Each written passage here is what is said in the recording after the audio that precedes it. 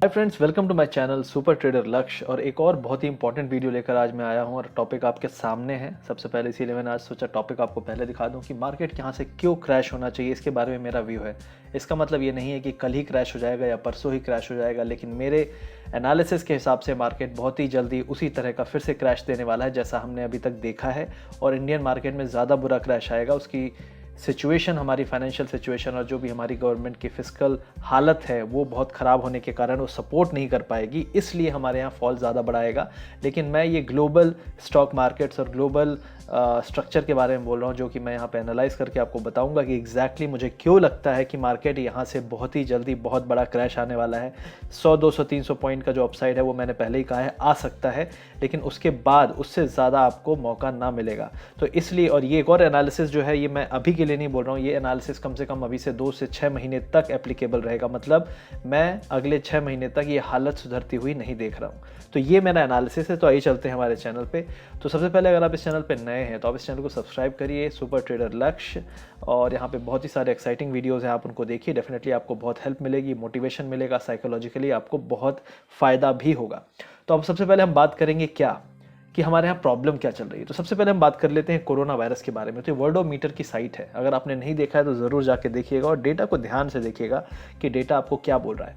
तो सबसे पहले ये बता रहा है कि टोटल कितने केसेस हैं करंटली। तो करंटली टोटल केसेस हैं 70 लाख, ठीक है। टोटल 7 मिलियन केसेस हैं करंटली वर्ल्ड वाइड और 4 लाख से ज़्यादा डेथ हो चुकी हैं। अब ये जो केसेस हैं इनमें कितने लोग ठीक हो चुके हैं, करीब 50 से ऊपर % लोग ठीक हो चुके हैं। लेकिन अभी भी इन्फेक्टेड लोग हैं करीब 31 लाख लोग अभी भी इन्फेक्टेड हैं। और माइल्ड कंडीशन, मतलब जिनकी हालत बहुत ही हल्की है, वो है 31 लाख।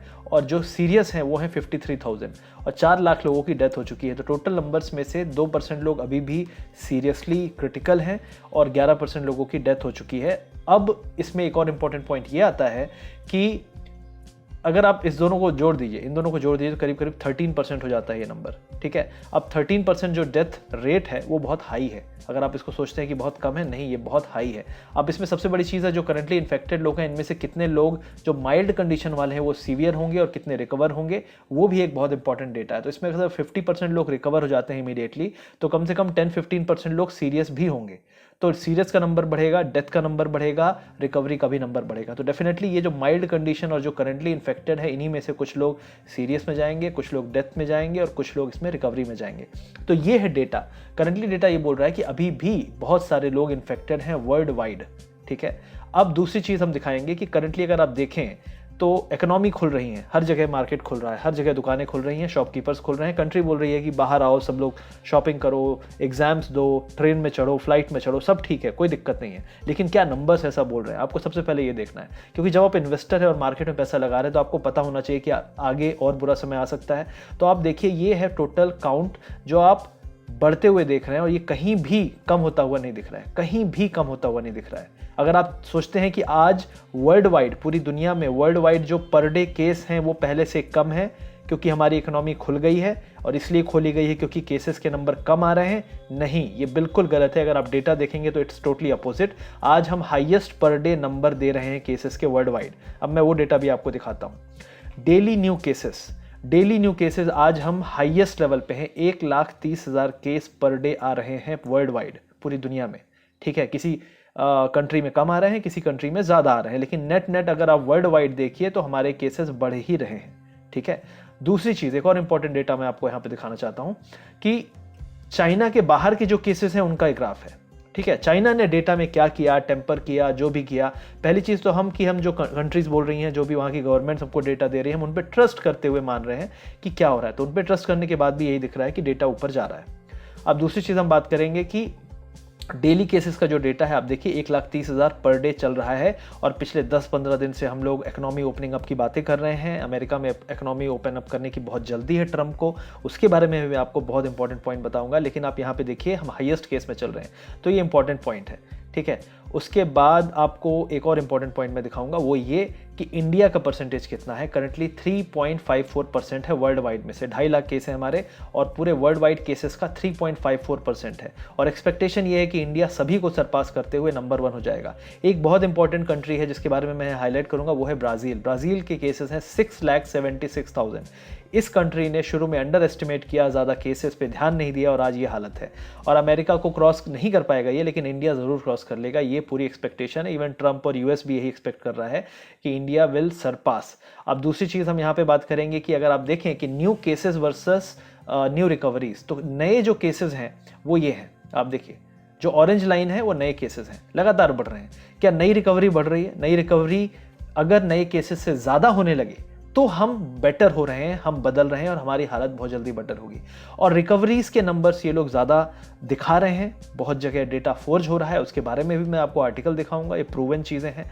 अभी ब्राज़ील ने नंबर देने से मना कर दिया है कि हम डेली नंबर नहीं देंगे, ठीक है। बहुत सारी कंट्रीज ऐसा कर चुकी हैं। हम शुरू में चाइना को बोलते थे कि चाइना ने छुपाया, लेकिन क्या बाकी कंट्रीज फेयर हैं? ये भी आपको क्वेश्चन करना है। क्या इंडिया में फेयर डेटा आ रहा है? ये भी आपको क्वेश्चन करना है। आप अपने मोहल्ले में देखिए, अपने एरिया में देखिए, दिल्ली में रहने वालों से पूछिए, आप मुंबई में रहने वालों को कॉल करके पूछिए, उनको खुद बताएंगे कि उनके मोहल्ले में क्या हालत है, उनके एरिया में क्या हालत है। बंगाल में, कोलकाता में पूछिए क्या चल रहा है, तो आपको तब पता चलेगा रियल हालत क्या है। नंबर्स पे मत जाइए, गवर्नमेंट नंबर्स कैसे देती है आपको भी पता है, ठीक है। तो अब हम दूसरी बात करेंगे कि सीरियसली क्रिटिकल केस हैं वो भी आपके फ्लैट हैं, मतलब क्रिटिकल लोग जो हैं वो क्रिटिकल हैं और क्रिटिकल के नंबर कम नहीं हो रहे हैं। ये एक चीज़ ग्लोबल नंबर है, तो आप इसको अंडर एस्टिमेट नहीं कर सकते, ठीक है। और यहाँ पे ये मैं डेटा की बात कर रहा था। अब मैं दूसरी बात करूंगा कि एग्जैक्टली अब इससे मैं क्यों इस पे डाउट कर रहा हूँ। तो सबसे पहली चीज़ है कि कंट्रीज डेटा जो है फोर्ज करती हैं, हटाती हैं, ये चीज़ किसी से छुपी नहीं है। ये इंडिया में भी लोग एक्सेप्ट करने लगे हैं कि डेटा में कुछ गड़बड़ है, डेटा सही नहीं है, ठीक है। अब दूसरी चीज़ आप देखिए कि यहाँ पे ये कहा गया था अंडर रिपोर्टिंग होती है, और अंडर रिपोर्टिंग किस लेवल की होती है ये भी यहाँ पे दिया गया था कि लोअर एस्टिमेट और हायर एस्टिमेट कितना हो सकता है। करीब करीब 30% तो मिनिमम घटा ही रहे हैं लोग। 30% मतलब अगर डेथ किसी का 3,000 है तो 3,000 नहीं है, वो कम से कम 4,000 लोगों की मौत हुई है, 4,000 पीपल डाइड। तो ये एक डेटा है जो ग्लोबली लोग कह रहे हैं और ये एस्टिमेटेड है। इटली में भी यही हुआ था, उन्होंने कहा 16,000 डेथ हुई है, बाद में पता चला कि उस एरिया में बहुत सारे लोग हॉस्पिटल पहुंच ही नहीं पाए, काउंट हुआ ही नहीं, करीब करीब 10,000 लोग एक्स्ट्रा है। न्यूयॉर्क में भी इसी तरह काफ़ी बड़ा रेट, काफ़ी बड़ा नंबर बाद में काउंट किया गया था क्योंकि उनको शुरू में इंक्लूड नहीं किया, बाद में टेस्ट में पाया गया कि उनको कोरोना था। तो ये चीज़ें आपको डेटा दिमाग में रखना है जब आप मार्केट में पैसा लगा रहे हैं कि चीज़ें अभी अच्छी नहीं हैं, ठीक है। अगर आप सोचते हो कि कोरोना जा रहा है तो नंबर्स नहीं कह रहे कि वो जा रहा है, नंबर्स किसी एंगल से नहीं कह रहे हैं कि वो जा रहा है, नंबर्स बस यही बोल रहे हैं कि लगातार सस्टेनेबली ये उठ ही रहा है और ऊपर की तरफ ही जा रहा है।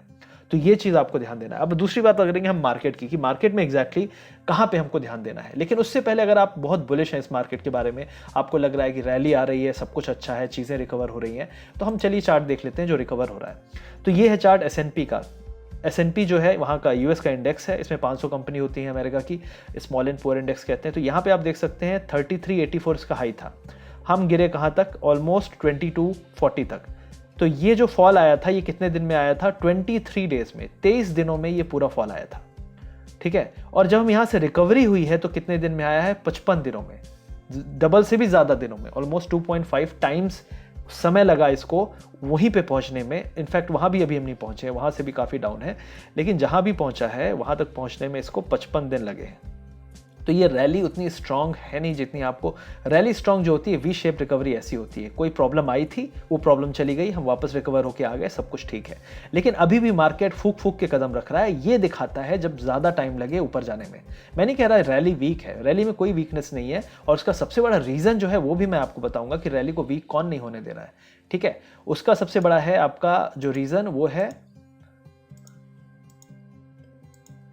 ये भाई साहब हैं, उसके सबसे बड़े रीज़न, इनको पूरे दिन स्टॉक मार्केट की पड़ी रहती है। ये 4 साल से जब से आए हैं, इनको सिर्फ लगता है कि जो भी मैं नेगेटिव बोलूंगा तो मार्केट में फर्क ना पड़े तो पॉजिटिव बोल दो, तो पलट जाओ। तो डेफिनेटली प्रेसिडेंट को ये आर्टिकल काफ़ी अच्छा है ब्लूमबर्ग का, यहाँ पे ये पूरा एक ट्वीट वाइज दिया गया है। जब से प्रेसिडेंट आए हैं तब से आप देख सकते हैं, जब मार्केट क्रैश हुआ तो उस दिन तक लगातार ट्वीट पे ट्वीट आ रहा था। यहाँ पे आप देखेंगे stock market at all time high, सब कुछ अच्छा है, इकोनॉमी अच्छी है, लोग मेरे को यहाँ से नौकरियों से, मेरे को प्रेसिडेंट से वो करने वाले हैं, हटाने की सोच रहे हैं, और ये सब चीज़ें ये यहाँ पे ट्वीट करता था। जब मार्केट गिरने लगा तो यहाँ पे क्या ट्वीट करने लगा, आप खुद देखिए। यहाँ पे ट्वीट कर रहा है कि स्मॉल पावर बिजनेस, ये जो है बिजनेस को मैं गिरने नहीं दूंगा, और Congress must approve the deal. तो जो इनकी डील थी, बहुत बड़ी डील, इन्होंने $3 ट्रिलियन की डील पास की थी, स्टिमुलस जो पैकेज था यूएस का, उसको डील को पास करने के लिए, तो उसके पीछे पड़ा था जल्दी पास करो, क्योंकि मार्केट यहाँ से गिर चुका था और इतना इसको प्रॉब्लम होती है जब मार्केट गिरता है। तो आप खुद देख सकते हैं इसके ट्वीट्स में। तो ये हर दिन डे बाई डे जब भी आप देखेंगे, क्लिक करेंगे, तो आप देखेंगे ट्रंप की ट्वीट जिससे मार्केट में फर्क पड़ता है। और जब भी मार्केट में डिप आता है, इसका आप ट्वीट हमेशा देखिएगा, कोई ना कोई ऐसा ट्वीट होगा डेफिनेटली जो मार्केट के बारे में पॉजिटिव बातें करेगा। और अगर कहीं भी मार्केट ऊपर जाने लगेगा और उसके बाद फॉल आएगा, तो ही विल चेंज सडनली, वो अपनी बातें बदल देगा। तो ये ट्रंप ने पूरे अपने 4 साल में किया है, और ये मार्केट बहुत ही सीरियसली लेता है। ये मार्केट जो गिरा, तब ट्रंप इतना तेज मोमेंटम था कि ट्रंप भी कुछ नहीं कर पा रहा था। ट्रंप ने यहां से ट्वीट लगातार करना चालू कर दिया था। आप देख सकते हैं, बेस्ट अनएम्प्लॉयमेंट नंबर, सब कुछ अच्छा है, लेकिन मार्केट गिर रहा है। फिर last year 37,000 American died from common flu, और ये सब चीज़ें ट्वीट कर रहा था, लेकिन मार्केट ने नहीं सुनी, मार्केट गिरता गया। तो इसी तरह होगा दोबारा भी यही होगा। ट्रंप कोशिश कर ले जितनी करनी है, क्योंकि जो रियलिटी है मैंने आपको दिखाई, वो रियलिटी यही है कि इकोनॉमी खोलोगे तो नंबर बढ़ेंगे। We don't have vaccine. हमारे पास जो ट्रीटमेंट है, अगर इतना फुल प्रूफ ट्रीटमेंट अभी तक आ चुका होता तो इतने लोगों की डेथ नहीं होती, और इतने लोग अभी भी जो क्रिटिकली सीरियस हैं उनको ये लोग रिकवर कर चुके होते, और भी लोग क्रिटिकली सीरियस होते जाएंगे। नंबर अंडर काउंट करने की ज़रूरत नहीं पड़ती। इतने बड़े इतने पावरफुल देशों में, जहाँ पे इतना पैसा है, इतना ज़्यादा उनकी इकोनॉमी स्ट्रांग है, वहाँ पे ये सब चल रहा है। तो आप खुद सोच सकते हैं कि क्या हालत है। तो ये मैं आपको बताना चाहता हूँ कि अगर मार्केट आज ऊपर है, उसका सबसे बड़ा रीज़न है ये भाई साहब ट्रंप। ठीक है, अब जो S&P आप देख रहे हो, पूरा का पूरा वही है और कुछ नहीं है। हर बार जब डिप आता था, चाइना के साथ कुछ होने वाला है, तभी ये पलट जाते थे कि नहीं कुछ नहीं होगा, विल सी, कुछ नहीं करना है। यहाँ पे एक डिप और आने वाला था, तो इन्होंने बोल दिया नहीं, अभी हम हांगकांग पे सिर्फ WHO को बैन करेंगे। WHO को बैन करके आप क्या कर लोगे? तो ये खुद ही निगेटिव क्रिएट करते हैं। जब लगता है ज़्यादा निगेटिव होने वाला है, तो पलट जाते हैं और फिर मार्केट बाउंस हो जाता है। तो मार्केट को हमेशा टेक्निकल डिप चाहिए होता है। अगर बड़ी रैली आनी है, तो टेक्निकल डिप भी यही क्रिएट करते हैं, और उस डिप को बाय भी यही करवाते हैं। तो इस तरीके से जो रैली होती है, वो स्ट्रांग होती जाती है, और वही इन्होंने पहले भी किया। पूरे इस टाइम पे आपने देखा होगा, सिर्फ यही किया है इन लोगों ने। ठीक है, सिर्फ यही चीज़ की है। फिर चाइना के साथ डील कर ली, कोई डील नहीं हुई है। आपको ही पता है, कोई डील नहीं हुई है, कोई कुछ फॉलो नहीं कर रहा है। नॉर्थ कोरिया के साथ कोई डील नहीं हुई है, उसको एक न्यूज़ बनाया गया कि भाई पहले निगेटिविटी, फिर बाद में उससे हाथ मिला के दोस्ती की गई। तो ये सब चल रहा है ग्लोबल मार्केट में। तो मार्केट को मार्केट के अलावा भी देखना पड़ेगा कि क्या चल रहा है, क्या रीज़न है, क्या इकोनॉमी बेटर है। अगर इकोनॉमी बेटर है, तो सबसे पहले चीज़ जो मार्केट को उठानी चाहिए, वो होनी चाहिए अर्निंग्स। ठीक है, सेम चीज़ मैंने नैस्डैक का भी चार्ट बनाया था, मैंने इसमें भी दिखाया था सेम चीज़। आप देख सकते हैं यहाँ पे बहुत ही धीरे धीरे डिप करते करते मार्केट किसी तरह पहुंचा है 70 RSI के पास, और ये अभी हाईएस्ट लेवल है। ऑलमोस्ट हम हाई को क्रॉस कर चुके हैं। अब हाईएस्ट लेवल पे भी RSI हाईएस्ट लेवल पे नहीं जा पाया है, मतलब स्ट्रेंथ नहीं है इसमें। रिलेटिव जो स्ट्रेंथ थी पहले की रैली के कंपैरिजन में, उतनी स्ट्रेंथ नहीं है। तो डेफिनेटली जब गिरेगा तो किस तरीके से गिरेगा, मैंने जब बोला तो बहुत सारे लोग को बुरा लगा होगा। बहुत सारे लोग बुल्स हैं जिनको लगेगा नहीं यार, ये तो पागल जैसी बातें कर रहा है। तो डेफिनेटली हर एक साइड के प्ले करने वाले लोग होंगे, बुल साइड भी होंगे, बियर साइड भी होंगे।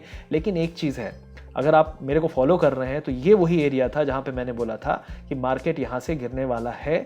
बजट के पहले ही मैंने कहा था सबको पोर्टफोलियो बेचने के। आप मेरे लाइव जाके देख सकते हो, बजट आया था उसके 15 दिन पहले का। मैंने बार बार वही चीज़ कही है कि हमें बजट तक पूरा पोर्टफोलियो खाली कर देना है।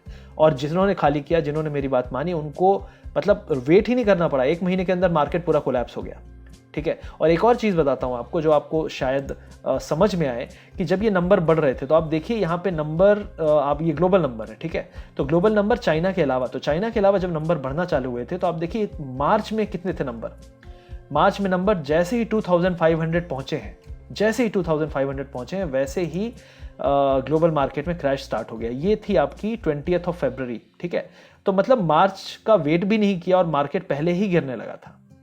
ठीक है, तो अगर दोबारा से समझ में आया कि केसेस बहुत तेजी से बढ़ने लगे हैं, तो डेफिनेटली फॉल बहुत तेज आएगा, और इसके लिए कोई तैयार है नहीं है। आपको तैयार रहना है एज ए प्रिकॉशन, क्योंकि बेस्ट केस सिनेरियो तो हमने फैक्टर इन कर लिया ना, क्योंकि नैस्डैक तो ऑलरेडी हाई को क्रॉस कर गया, S&P भी ऑलमोस्ट हाई के पास है, मतलब सब कुछ ठीक है, तो हम यहां पहुंच गए हैं। लेकिन क्या आपको लगता है अर्निंग्स ठीक होंगी, कंपनीज की अर्निंग्स? आप खुद देखिए कि रेवेन्यू, और जो रेवेन्यू 10% फॉल का एक्सपेक्टेशन है और प्रॉफिट को 5% गिरने का एक्सपेक्टेशन है, लेकिन अभी जो रिजल्ट्स आए हैं उसमें यह कहा गया है कि जो भी कंपनीज हैं, एवरी 2 of 5 BSE 500 कंपनीज जिन्होंने रिपोर्ट किया है मार्च क्वार्टर का अर्निंग, वो आइदर लॉस में है या 20% ड्रॉप है प्रॉफिट में।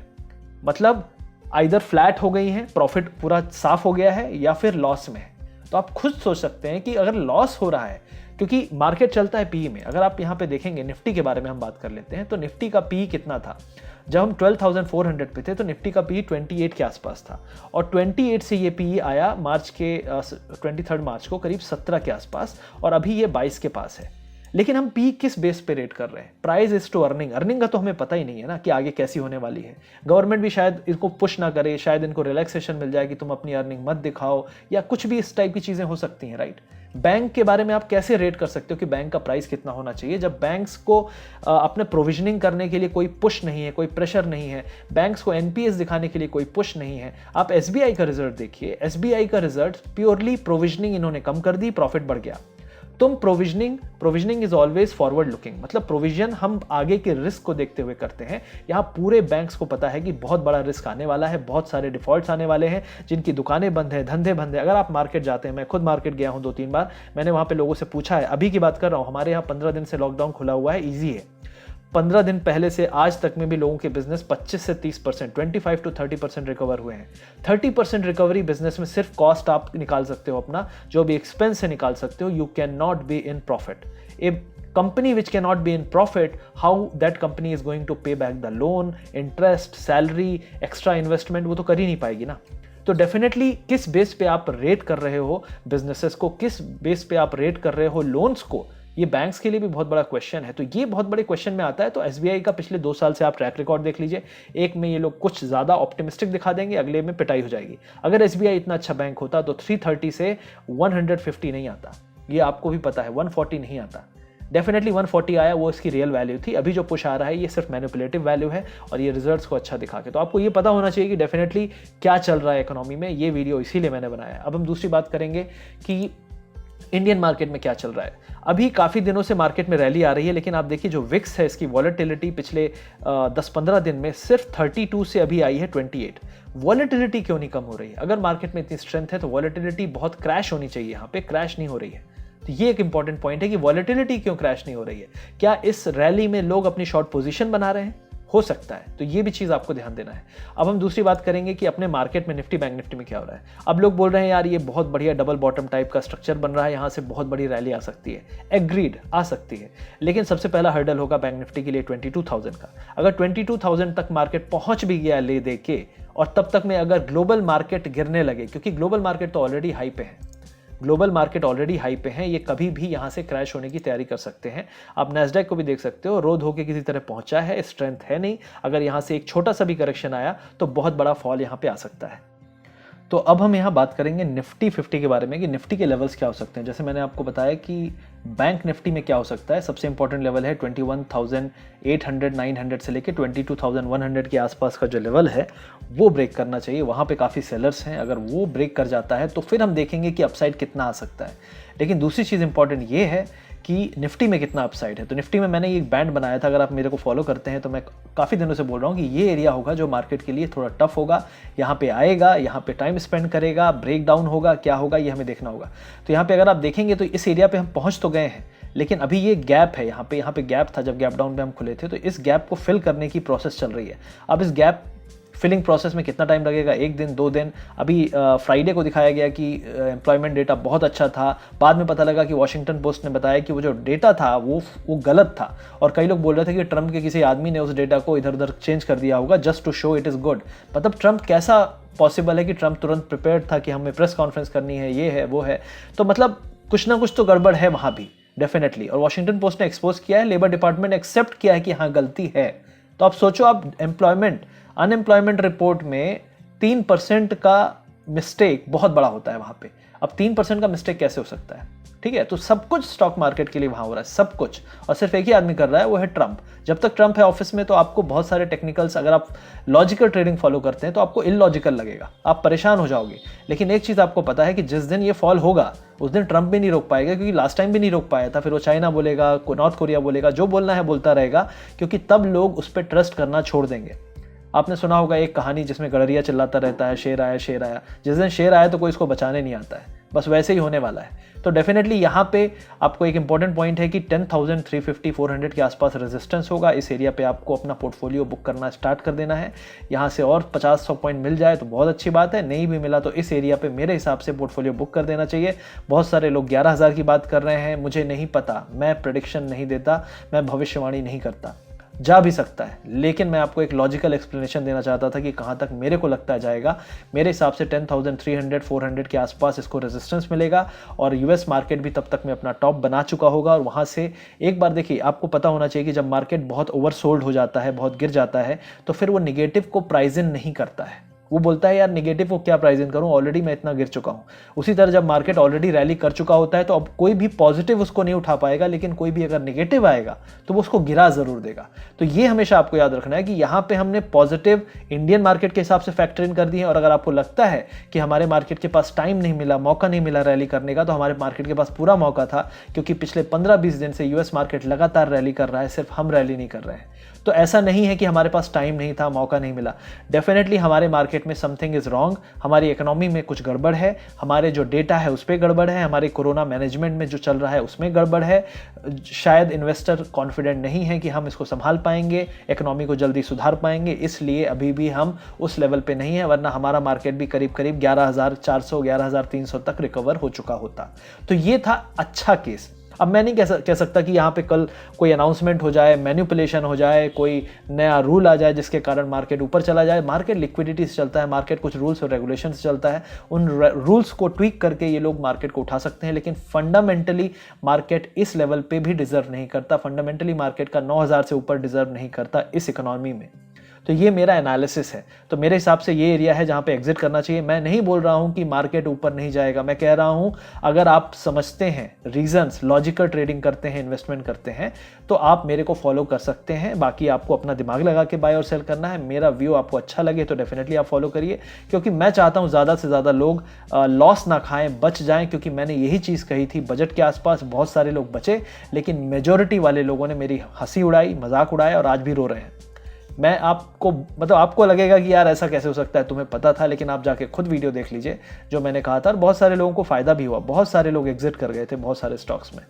ठीक है, तो ये आपको ध्यान रखना है, ये बहुत इंपॉर्टेंट पॉइंट है और इसी बेसिस पे मैंने ये वीडियो बनाया है। और आपको हमेशा ध्यान रखना है कि यूएस मार्केट से हम नहीं कह रहे कि सब कुछ हम उनको फॉलो करेंगे, लेकिन यूएस मार्केट से हमको फर्क पड़ता है, क्योंकि जो भी हमारा फॉरेन इन्वेस्टमेंट है एफआईआई, वो एफआईआई जो पॉजिटिविटी लेता है वो डेफिनेटली बाहर के ग्लोबल मार्केट्स को देख के ही लेता है। और अगर आपने देखा नहीं है, मेरा एक वीडियो मैंने बनाया कि ग्लोबल मार्केट किस तरीके से हमारे मार्केट को इम्पैक्ट करते हैं। मैंने एक वीडियो है मेरे चैनल पे, आप जाके देख सकते हैं, यहाँ पे भी लिंक मैं दे दूंगा, तो डेफिनेटली उसको देखिए, आपको काफ़ी नॉलेज मिलेगा। आई होप ये वीडियो आपको पसंद आया। अगर पसंद आया सब्सक्राइब शेयर लाइक करिएगा। लंबा हो गया वीडियो, लेकिन एक्सप्लेन करना था लॉजिकली, इसलिए लंबा हो गया। आई होप आपको पसंद आया होगा। Thank you.